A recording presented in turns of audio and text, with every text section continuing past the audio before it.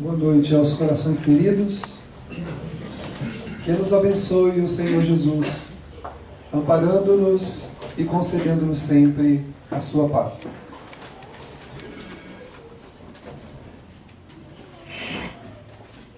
A visão de Jesus a respeito da vida era uma visão bastante diferente do homem de então.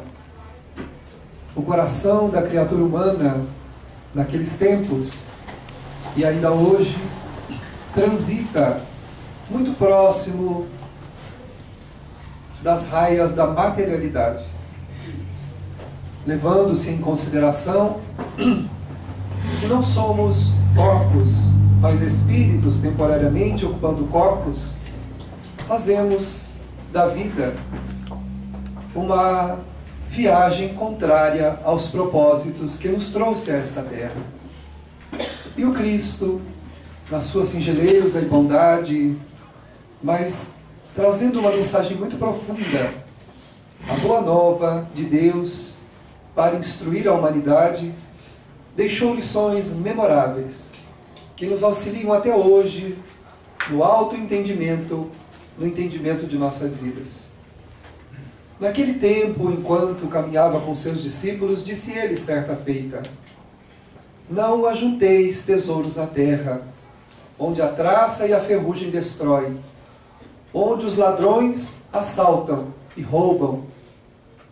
Mas ao contrário, juntai para vós tesouros no céu, onde a traça e onde a ferrugem não destrói, e os ladrões não podem roubar. Porque onde estiver o teu tesouro, aí estará o teu coração. Nesta assertiva do Cristo, nós verificamos a grande implicação que temos quando invertemos a nossa visualização a respeito da vida, considerando mais o mundo das formas, as coisas que nos sensibilizam, os sentidos, do que aquelas que dizem respeito ao Espírito. Construir valores no céu não é construir valores em algum lugar, mas é construir valores na própria alma, onde o homem é livre e onde Deus permanece íntegro, habitando. Das histórias que são contadas por aí, nós separamos uma que tem a ver com o folclore das regiões nórdicas, de grande profundidade moral. Certa feita, o velho do tempo, já com a ampulheta pela metade, encontra, numa das curvas do caminho da vida, um homem, um materialista. E ao se aproximar dele, indaga-lhe: homem, o que conquistastes até hoje? Quais valores possuis? E o homem, ironicamente, sorri ao velho do tempo e lhe diz: muitas coisas. Conquistei muitas coisas. Conquistei batalhas bélicas. Venci povos e povos. Eu conquistei glórias de literatura. Sou um literato. Escrevo muito. Tenho poder. Tenho muito poder. Poder que me coloca em posição muito privilegiada. Tenho também sabedoria, porque adquiri muita sabedoria na vida. E também sou detentor de uma quantidade muito grande de ouro. Possuo muito ouro, que me dá supremacia sobre a maioria das criaturas que me circundam. O velho do tempo observa aquele homem e apresenta-lhe algumas ponderações. Batalhas você ganhou? À custa de quê? Para ter escravos? Todas as batalhas bélicas que ganharam te renderam escravos, povos aos teus pés. Quanto à tua literatura, quanto à tua produção literária, ela é desprovida de alma, de sentimento. As tuas construções, que são belíssimas, quando escreves, não servem para consolar ninguém, muito menos para instruir quem quer que seja. Poder para quê? Apenas para dizer aos outros que você é melhor do que todo mundo? E se colocar acima deles? E ao invés de ter amigos, ter bajuladores? É para isso que você quer poder? E quanto à tua sabedoria? Realmente, és um homem muito sábio. Mas o que você construiu de bom, de produtivo para a humanidade com a tua sabedoria? Quanto ao teu ouro, a única coisa que o teu ouro fez, além de servir aos teus caprichos e à tua vaidade, foi conquistar invejosos ao teu lado. Doidos para que você pereça, para que eles possam roubar aquilo que você possui. Então, meu filho, o que tens? O homem desapontado, acabrunhado, baixou a cabeça e disse ao velho do tempo: mas então, nada disso adianta? E o velho, olhando profundamente nos olhos dele, diz: você deve ouvir o que disse o homem da Galileia, quando ensinou-nos a construir tesouros no céu, onde as traças e a ferrugem não destrói, e onde os ladrões não podem roubar. E o homem, com os olhos arregalados, lhe diz: e como é que eu vou fazer isso? Como fazer isso? Ele disse: escute o teu coração. E o tempo passou. O tempo correu célere. As décadas se foram. E um dia, muito tempo depois daquele encontro, já com a ampulheta quase encerrando, novamente, o velho do tempo, numa das curvas do caminho, encontra aquele homem novamente. Já só que agora bem diferente. Alquebrado pelo peso da idade, completamente modificado pelos compromissos desincumbidos no cotidiano, em cada dia. Uma vida vivenciada intensamente. Ele estava muito diferente e estava vestido de luz. E então, o velho do tempo agora consegue olhar-lhe nos olhos, já sem ironia, e pergunta-lhe: homem, o que conquistastes? Quais valores adquiristes? E ele então, com muita alegria, diz: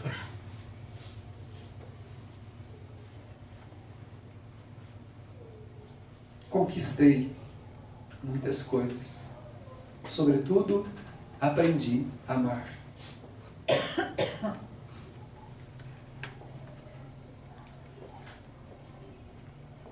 É desse tesouro que nos falava Jesus. É dessa necessidade tão humana e dessa lei divina que Jesus acelerava quando dizia para que cada um de nós juntássemos, então, tesouros no céu. Quem constrói o céu no coração, está no céu onde estiver, até mesmo no inferno. Diz num trocadilho poético um autor espiritual. Porque há muitos espíritos iluminados no inferno, ou seja, em regiões tenebrosas, terríveis, socorrendo seus irmãos, que ali estão por equívocos da vida, que ao desencarnarem e plugados para regiões de sofrimento, necessitam do amor e da misericórdia daqueles que lhes possam tocar o coração para despertar-lhes a realidade dolorosa em que se encontram. Como muita gente na vida também. Contam muitas vezes com corações generosos, onde um conselho, uma palavra amiga, um exemplo pode modificar-lhes a visão e a direção que possui do seu caminho. Então, onde o Espírito estiver, se ele tiver amor no coração, está no céu. E pode, inclusive, servir nas próprias regiões inferiores, onde as religiões chamam de regiões infernais, que nada mais são do que lugares onde o Espírito, mergulhado nos equívocos que cometeu, constrói para si mesmo, fora de si, regiões insalubres, cheias de miasmas e de muita dor. Encarcerados no processo da culpa, sem forças para retomar o caminho, ali permanece, carecendo de conquistas, que deveriam ter feito como deveremos fazer do lado de cá, enquanto estamos reencarnados ou encarnados, nesta bendita oportunidade que é a existência, com os seus desafios, com as suas lutas de cada dia, que devem ser enfrentadas com dignidade, muito respeito, e sem revolta ou sem escolhas equivocadas. Quando o homem escolhe equivocadamente saídas menos dignas para as suas dificuldades, ele encarcera-se num processo interior que está muito distante do céu de que nos asseverou Jesus. E pode juntar muitas coisas assim. Pode inclusive ganhar prestígio, ganhar uma série de recursos exteriores, de coisas, de valores externos, mas que não lhe servirão quando transpor, quando a ampulheta terminar, quando ela encerrar, quando terminar o tempo e a areia estiver toda do lado de lá, o Espírito transferindo-se também para esta realidade, irá enfrentar-se, não enfrentar ninguém.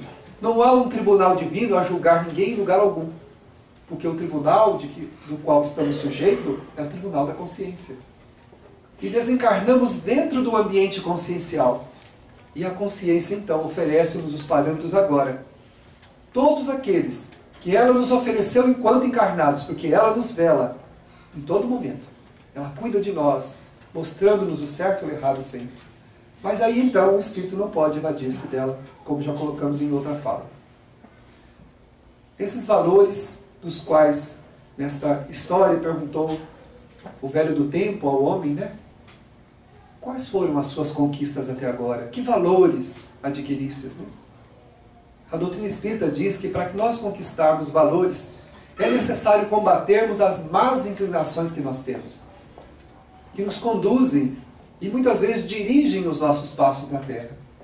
Se nós atendemos a esses convites interiores, se nós deixamos nos levar por eles, nós comprometemos esse céu interior que nós precisamos construir.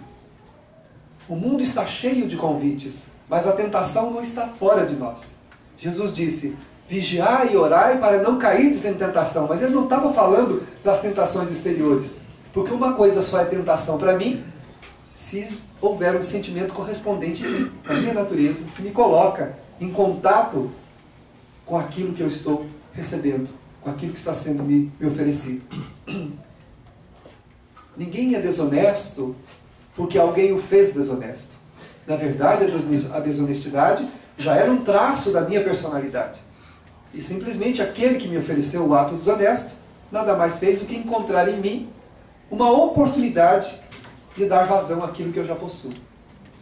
Ao, entre aspas, infernos que eu trago dentro do próprio coração. Então, em O Evangelho segundo o Espiritismo, Kardec assevera que o verdadeiro cristão, o verdadeiro espírita, é aquele que faz grandes esforços para domar suas más tendências, suas más inclinações. Porque são elas, na verdade, que nos conduzem para os enganos, para a autodestruição e a destruição da nossa vida. Não são as pessoas. Quando nós acusamos os outros de terem destruído a vida de alguém, nós estamos enganados. Ninguém destrói a vida de ninguém. Você me induziu, você me enganou, você fez isso, você fez... Na verdade, isso não é verdade. Isso não é verdade. O que as pessoas encontram, o que as oportunidades apenas encontram, é uma correspondência em nosso coração. Sentimento parecido, né? Então, quando nós passamos a combater as más inclinações, aqueles desejos inferiores que a gente tem para isto ou para aquilo, nós começamos a nos imunizar contra aquilo que vem de fora, para que não encontre nenhuma correspondência em nosso coração e a gente não possa dar vazão a elas. Isso é ir construindo um céu dentro de nós. Porque o homem que caminha consciencialmente bem, vai ficando bem consigo mesmo, e se em qualquer momento está em paz, e se desencarnar a qualquer momento também estará num ambiente consciencial bom, do outro lado da vida. E poderá prosseguir caminhando, porque quando fazemos o mal, ou quando nos enganamos, nós travamos, nós nos encarceramos nas consequências daquilo que nós criamos e não prosseguimos mais, até não resolvermos aquelas situações. Podemos prosseguir em outros campos, mas naquele campo ficamos ali, travados, encarcerados. Por isso diz a doutrina espírita que a gente precisa combater as más inclinações. Alguém diz assim, mas os espíritos tentam a gente. Eles influenciam a gente. Realmente, lá na questão 459 de O Livro dos Espíritos, Kardec pergunta a isso ao mundo espiritual, se os espíritos influenciam a nossa vida. E eles respondem que sim, Frequentemente eles vos dirigem. Mas dirigem por quê? Porque encontram em nosso pensamento, em nosso sentimento, valores correspondentes aos seus. E no processo de parceria, de conúbio, eles nos induzem, nos convidam para os projetos menos dignos da vida. E nós cedemos com facilidade e agimos com toda tranquilidade. Mas na verdade não são eles que implantam em nós deformidades ou coisas ruins, mas eles encontram em nós oportunidades para poder permitir que a gente coloque o nosso lado imperfeito em exercício. E disse Jesus que o amor a Deus e o amor ao próximo são as coisas mais importantes que nós devemos construir nessa vida.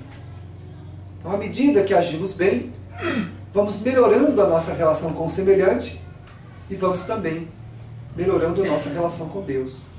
E esse amor ao Criador vai nascendo, porque nós começamos a nos interessar pelas pessoas sob outra ótica, sob outra visão, que é a visão de fazer o bem, de beneficiar o outro, de querer o bem dos outros. E esse amor então vai nascendo, né? Vai nascendo no coração da gente.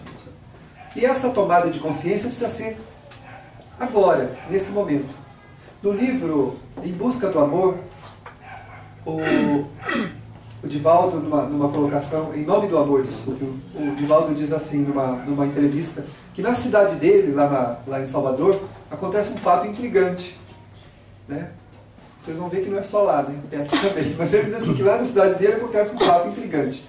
Que muitas pessoas procuram ele e dizem assim, quando eu me aposentar, eu vou me dedicar ao bem com tempo integral. Vou me dedicar plenamente ao campo do bem. Aí ele diz assim, aí aposenta e arruma um bico para fazer. Arruma um bico para fazer. E curioso que a pessoa começa a preencher de novo todo o tempo que ela estava na ativa, agora de novo, com outros serviços e outras coisas, e não consegue mais realizar o bem que queria fazer. E diz assim, olha, a vida está difícil, tem os filhos. Aí o Divaldo diz assim lá na mensagem, trocar toda hora eletrodomésticos, aparelhos eletrônicos, né? Querer dar isso ou aquilo para os filhos realmente consome todo o recurso e todo o tempo. Mas aí o Divaldo diz que pergunta às pessoas assim, e se você morrer? Aí as pessoas respondem, o senhor sabe, né, Divaldo? Aí Deus cuida. Ele fala assim, então faz de conta que você já morreu. E dê a sua parte a Deus, ajudando Deus a cuidar deles. Então, faz de conta que você morreu. E se você morrer, Deus não vai cuidar? Você não falou? Se você morrer, Deus cuida, Divaldo. Ué, então, faz de conta que você morreu. Cada um de nós vai receber da vida aquilo que necessita. Todo excesso é pernicioso para nós. Tanto que cada um tem a vida que precisa. Mas nós sempre estamos com o olhar lá na frente, querendo uma outra vida diferente da vida que a gente tem. Mas não pode sonhar? Sonhar pode, não pode viver de sonho. Né? Porque a pessoa, para viver de sonho, ela deixa de realizar o que é no momento mais importante. Às vezes deixa de conviver com a família, deixa de conviver com os amigos, deixa de praticar a caridade porque precisa trabalhar até morrer para conseguir aquela vida que ela sonha. Mas na verdade, inclusive diz Joana de Ângeles em sua obra, que nós já temos tudo que nós precisamos.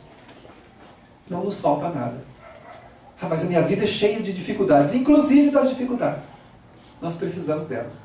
Porque são essas dificuldades que nos educam, que nos ajudam a modelar o espírito que um dia nós deveremos ser. A alma generosa, bondosa, iluminada que um dia nós vamos ser. Quando a gente estava lá no mundo espiritual, sofrendo, cheio de dificuldades, e solicitamos a Deus a vida que a gente tem agora, naquele momento a gente não reclamou. Pelo contrário, disse, Senhor, eu quero, mas você não vai dar conta, mas eu quero. Então tá bom. Então vai aí a vida, né? A vida que você precisa. E aí a gente chega aqui, o véu do esquecimento cai, nós não lembramos nem das vidas passadas, nem do compromisso espiritual. E as nossas paixões, como nós falamos já anteriormente, as nossas más inclinações começam a suplantar a nossa vontade. Elas ficam acima e a gente deixa. A gente deixa. O poeta Rabindranath Tagore, num poema lindíssimo, ele diz assim: sou poeta e sou soldado. Como poeta, tenho que distribuir flores aos meus irmãos. E como soldado, tenho que me postar às portas do meu coração, para não permitir que nada de ruim saia de lá. As palavras não são essas. Esse é o sentido do poema. Então, olha só. A poesia dizendo que nós temos que ficar às portas do coração impedindo que as coisas ruins saiam de lá. Porque não tê-las é impossível. Nós somos imperfeitos. Somos almas ainda em ascensão. Não somos almas iluminadas. Vocês não sei, mas eu não sou. Né? Deve ter algum anjo aqui disfarçado por aqui, mas eu não sou. Eu ainda não sou. Tenho muitas imperfeições. Então, o que eu tenho que fazer? Lutar contra essas imperfeições. Porque elas me seduzem, elas querem me arrastar para onde eu não devo, mas para onde eu quero. Já contei isso numa palestra, e eu vou dizer novamente que, rapidamente, um senhor nos procurou numa entrevista e disse assim: eu sou alcoólatra. Eu gosto de beber. Eu quero beber. Beber é muito bom. Quando foi falando, quase que eu me... Né? Quase que eu resolvi experimentar, é tão bom que ele falou que era negócio de beber. E que ele queria beber, e que era bom beber, e que ele gostava de beber, e que ele não queria de jeito nenhum deixar de beber. Mas aí ele abaixou a cabeça e chorou copiosamente e disse assim: mas eu preciso deixar de beber. Eu estou perdendo as coisas que eu mais amo nessa vida. Estou perdendo a minha família, estou perdendo os meus amigos, estou perdendo o meu trabalho, estou perdendo a minha vida. E a minha esposa, numa conversa muito amorosa, me convenceu a pensar sobre o assunto. E eu vi realmente que eu estou perdendo tudo. Se você me disser que eu quero deixar de beber, eu não quero. Mas me ajude. Eu preciso deixar de beber. É assim as nossas imperfeições. Dizer que a gente não quer fazer uma coisa é um engano. A gente quer. Nós temos apelos na alma que são muito próprios, né? Muito relacionados com as nossas mazelas espirituais, com os condicionamentos que a gente já fez em outra vida. Então dizer que não quer é um equívoco. A Joana de Anjos diz assim: se você disser que nunca se magoou, você é um mentiroso. É um hipócrita, porque não é verdade. Ninguém recebe uma ofensa assim, feliz da vida, né? Recebe um tapa, um espetário e diz assim: espeta de novo. Né? Na hora a gente tem vontade de botar a pessoa no liquidificador gigante e depois colocar ela para um leão, né? Tomar o caldo. Mas, na verdade, ela disse assim: agora, guardar mágoas é uma escolha. Então, se o espírito resolve guardar mágoas, aí ele já está fazendo o quê? Ele está perpetuando a sua imperfeição. Ele está deixando que a sua imperfeição, então, o conduza. Ela pode sugerir-lhe, mas não pode conduzir-lhe. Por isso que diz a doutrina a respeito de nós trabalharmos a questão de domar as más inclinações. Porque elas podem sugerir. Mas se ela nos conduzir, então, aí acabou. Aí a gente se perde completamente. Ter vontade é uma coisa. Né? E está lá no Evangelho segundo o Espiritismo, que aquele que sequer pensa no mal, esse já fez o seu progresso moral. Não é o nosso caso. Nós ainda ou pensamos e fazemos, ou estamos na segunda que é praticamente a grande parte da humanidade. Pensa, mas não faz. Então só o homem que não pensa já fez o seu progresso. Não é o nosso caso. Então nós temos que domar isso. E a busca desse amor através das boas obras deve começar agora. Porque ninguém educa o espírito apenas desejando educá-lo. Nós não nos tornamos educados apenas, né? Bom, amanhã eu vou amanhecer bom. Amanhã, quando eu acordar, vou ser uma pessoa boa. Depende, bom para quê, né? É bom para tanta coisa. Bom para fazer sabão. Bom para fazer muita coisa. Agora, bom é a proposta. Boa é a proposta. Opa! Né? Joana de Anjos diz assim, que os homens bons, a maioria, não estou dizendo todos não, mas grande parte das pessoas boas que a gente vê, fazendo tudo certinho, cuidando da vida de uma maneira equilibrada, está vivendo a proposta da bondade que um dia terão. E a nossa também. Tudo que nós fazemos ainda é uma proposta. Porque sendo almas imperfeitas, nós ainda não somos aquela virtude. Não somos bons ainda. Mas nós podemos viver a bondade, se a gente quiser. Que é a proposta de ser bons. Todos que estamos aqui fizemos essa proposta antes de sair de lá. Não tem ninguém, eu acredito que ninguém que está aqui deixou de fazer essa proposta, de vir à Terra com o compromisso de ser melhor do que é. Todos nós viemos para cá com esse compromisso, de sermos melhores do que a gente é. Agora, os esforços para isso são muito grandes. Né? os esforços para que esse plano seja colocado em prática precisam ser muito grandes. Tanto que o Kardec coloca no Evangelho segundo o Espiritismo, é preciso fazer grandes esforços. Aproveitar o tempo da nossa encarnação é muito valioso. Há algum tempo atrás, já faz bastante tempo, eu recebi a visita de um espírito. E esse espírito apresentou-se de maneira bastante dolorosa. Trazia o semblante bastante acabrunhado, os olhos roxos, como se houvera apanhado bastante, os cabelos desgrenhados, completamente desfigurado. E ele chorava muito. E eu perguntei a ele, quando ele se apresentou, o que está acontecendo com você?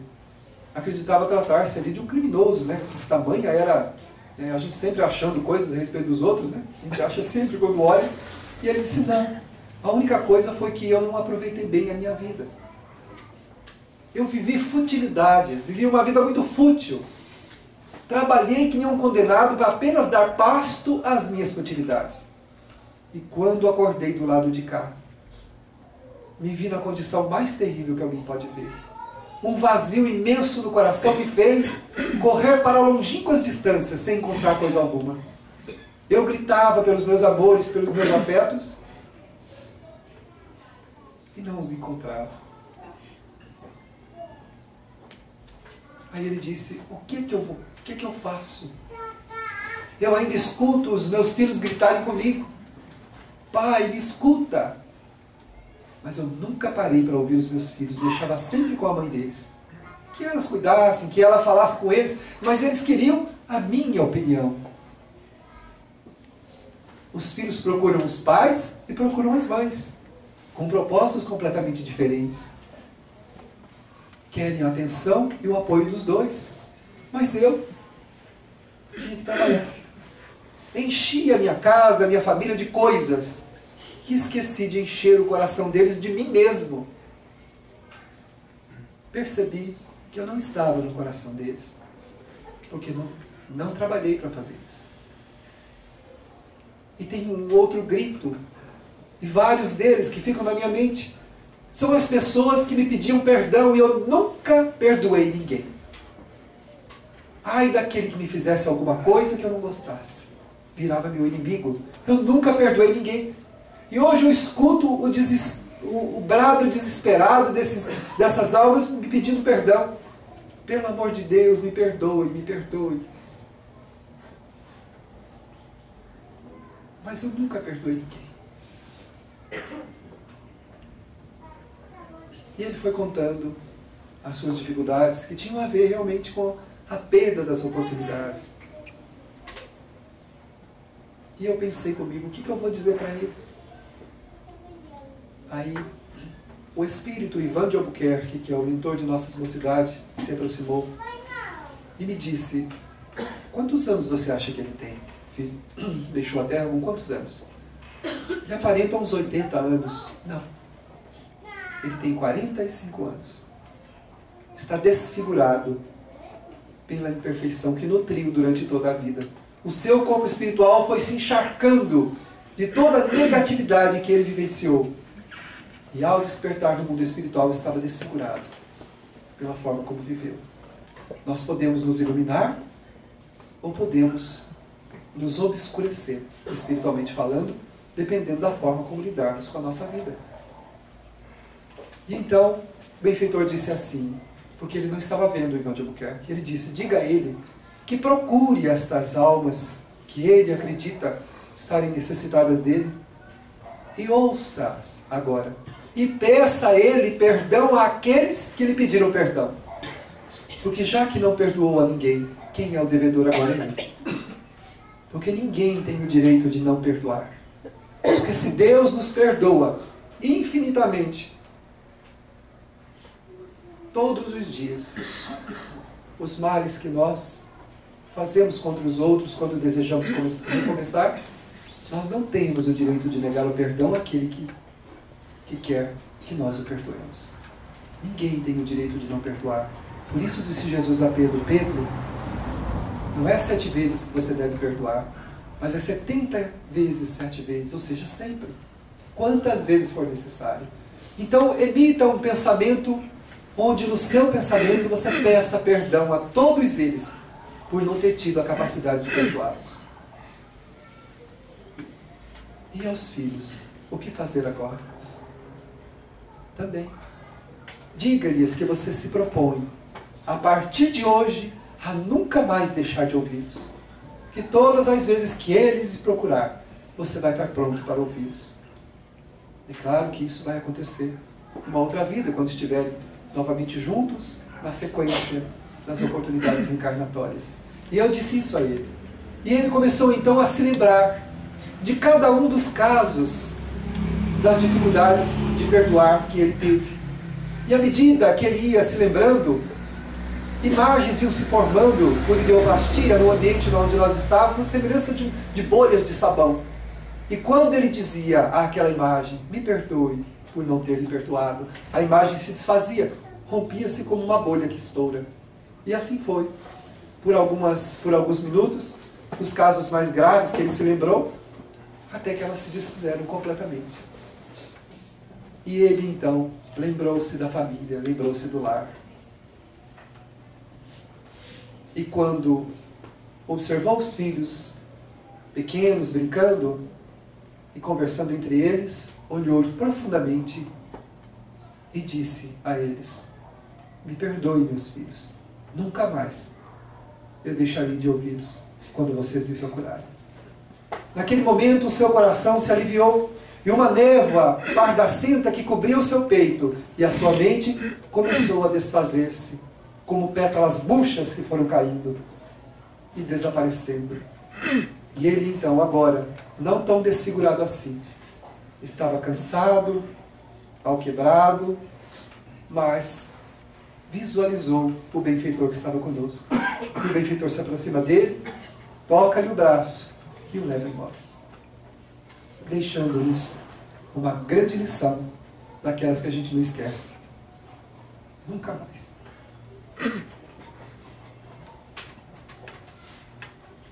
É preciso aproveitarmos para irmos construindo um céu em nosso coração. Aproveitarmos a encarnação para cuidarmos de nós, cuidarmos dos nossos sentimentos, deixando as pessoas serem, se comportarem, fazerem o que quiserem fazer, sendo colaboradores da vida pela melhoria do próximo, mas sobretudo melhorando-nos a nós mesmos, melhorando os nossos sentimentos através da prática do bem, do treino das virtudes, da compreensão, do perdão, da paciência, da tolerância, que não nos diminui em nada. Perdoar alguém, compreender alguém que nos feriu, não nos diminui em nada, pelo contrário. Quando aceitamos a fraqueza do outro, aprendemos a conviver também com as nossas. E conseguimos visualizá-las melhor. Porque aquele que acha que pode corrigir todo mundo é iludido a respeito das suas. E não acredita possuí-las. Não acredita possuir defeitos, porque só os vê nos outros. Mas quando a gente aceita as imperfeições dos outros, convive com a fraqueza, com a dificuldade de cada um, e vê que bastaria um esforço muito pequeno, e a nossa convivência seria perfeitamente possível. Bastaria perdoar, compreender, tolerar, tanto quanto nós necessitamos que os outros façam conosco. E que Deus infinitamente faz, todos os dias, com a nossa vida. Ele nos compreende, nos respeita, nos ajuda, nos dá nova oportunidade. Diz Joana de Ângeles, caiu, levante-se, fique de pé, prossiga. Não há mérito em ficar se lamentando no chão. Deus faz isso conosco. Quando caímos, Ele estende a mão, levante-se. Assuma a responsabilidade dos seus equívocos e prossiga. Renove-se. É assim que a vida prossegue. É preciso semearmos flores junto daqueles com quem convivemos, especialmente daqueles que são os mais próximos, os familiares, os corações queridos mais próximos de nós.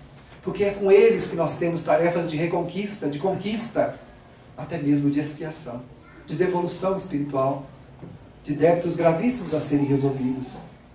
Então temos que semear flores, porque as colheremos no futuro, quando retomarmos a vida espiritual e juntos pudermos então verificar que superamos as antigas amarras de dor que nos colocou em condição tão difíceis aqui na Terra. Aquelas pessoas cujo enfrentamento é complicado, pais que odeiam os filhos, filhos que odeiam pais, cônjuges que não se suportam, amigos e irmãos que não conseguem conviver. São amarras antigas, construídas nos campos da dor ao longo do tempo, que nós precisamos superar. Aproveitar a oportunidade reencarnatória para semear flores nesses lugares, para que um dia, retomando com essas mesmas almas, possamos colhê-las com muita alegria, com muita felicidade. Então, quando um dia a ampulheta do tempo diminuir e o tempo nos convidar para conversar, dentre as voltas dos caminhos da vida, e ele nos encontrar e nos perguntar: quais foram as tuas conquistas? Que valores conquistastes? Nós poderemos responder seguramente com o coração feliz e em paz: eu aprendi a amar.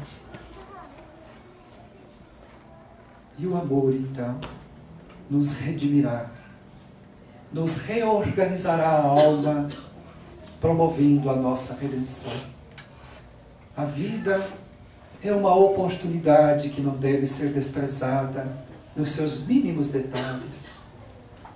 Cada pensamento e cada sentimento tem seu correspondente nas atitudes, que devem ser sempre enobrecidas, para que aqueles que conviverem conosco na condição de irmãos queridos, de almas generosas que nos aceitaram na condição de filhos, de amigos, de irmãos ou de cônjuges, para que com eles possamos cantar a sinfonia da gratidão, nos instrumentos cujas cordas afinadíssimas no próprio coração possam emitir as melodias sublimes que só são cantadas nos céus das almas elevadas e generosas.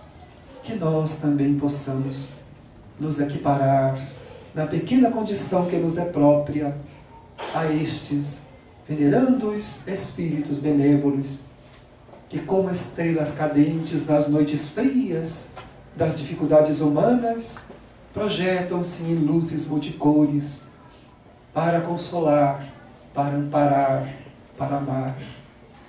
Saibamos ser gratos, para que a gratidão nos amplie o coração e nos renove os valores, estes mesmos que as traças, que a ferrugem não poderá jamais destruir. Que o Senhor nos abençoe nesta noite e para sempre. Muita paz.